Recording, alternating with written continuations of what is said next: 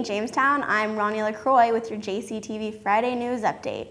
In local news, Senators Kent Conrad and Byron Dorgan and Representative Earl Pomeroy are urging the U.S. Department of Agriculture to approve federal loans to help finance the construction of a new hospital in Jamestown.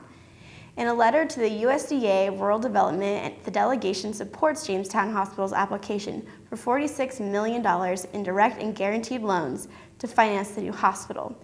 The current Jamestown Hospital opened in 1935 and was designed to the standards and practices of the time.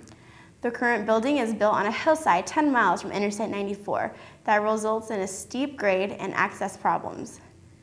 Management conducted an extensive analysis of renovating the existing facilities and concluded the cost of renovation would be more than building a new facility. The proposed new $52 million hospital will be built on a 50-acre site on the southwest side of Jamestown near Interstate 94.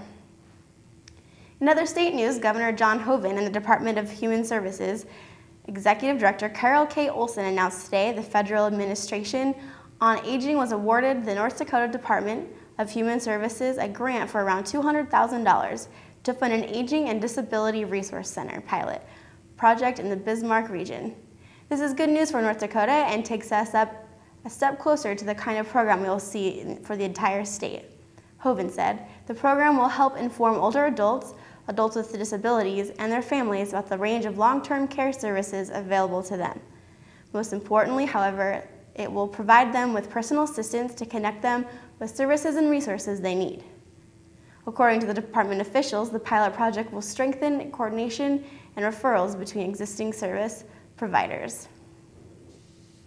To the dismay of hundreds of faithful McDonald's patrons, the Jamestown McDonald's is closed due to a complete reconstruction, but don't worry, it will be back soon. The reconstruction of McDonald's is currently underway at the original site of the old McDonald's. David Haas, a construction worker from Luke's Concrete, was at the site putting final touches on the concrete base. Haas said the progress of construction is good and everything is on schedule thus far. McDonald's will be running at the end of November. In health news, the North Dakota Department of Health has received information from the U.S. Centers of Disease Control that the first doses of the novel H1N1 influenza vaccine will be arriving in the state next week. The state will receive an initial supply of 4,000 doses in the form of a nasal spray called Flu Mist. The initial shipment of Flu Mist vaccine will be given to healthcare workers in North Dakota. Flu Mist vaccine cannot be given to young children, pregnant women, people with chronic health conditions, or those older than 50. In campus news, traditional freshman dorm pranking went too far this year, leaving students and faculty disgusted and somewhat disrespected when a chain of events leading to a dead raccoon on the Cruzy Rock put an end to the freshman feud. What started off with painting the rock escalated into using animal carcasses and feces. Cruzy decided to get creative at approximately 3 a.m. on the 16th of September. Many students complained of waking up to yelling and screaming. Gary Van Zinderen said the pranking will be stopped until further notice. Anyone caught will be brought in for sanctions and consequences. It looks like a cold Midwest weather is starting to settle in, with today being full of rain of a high of 49 degrees, making tomorrow not look so good for the homecoming game. But fortunately, Saturday will be partly cloudy with a low chance of rain and a high of 48 degrees. Sunday isn't going to be much different with a high of 52 degrees and partly cloudy. So get your thick jackets and gloves and we'll see you at the game on Saturday.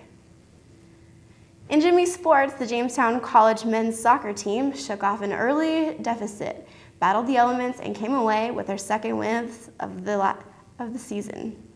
The Jimmy spotted Providence College a first half goal and went on to win 2-1 and double overtime on a cold, wet Thursday evening at Jimmy Soccer Field. A second half goal by Matt Kruger off an assist from Tanner Torfelson tied it up, and Ryan Curry's goal off a deflection in the early second overtime provided the game winner. Both men and women Jimmies host Great Falls on Sunday. We will have all your Jimmy sports results for you on Monday. Thank you for joining us here on JCTV. I am Rhonni LaCroix, connecting the campus with the community. Have a great weekend.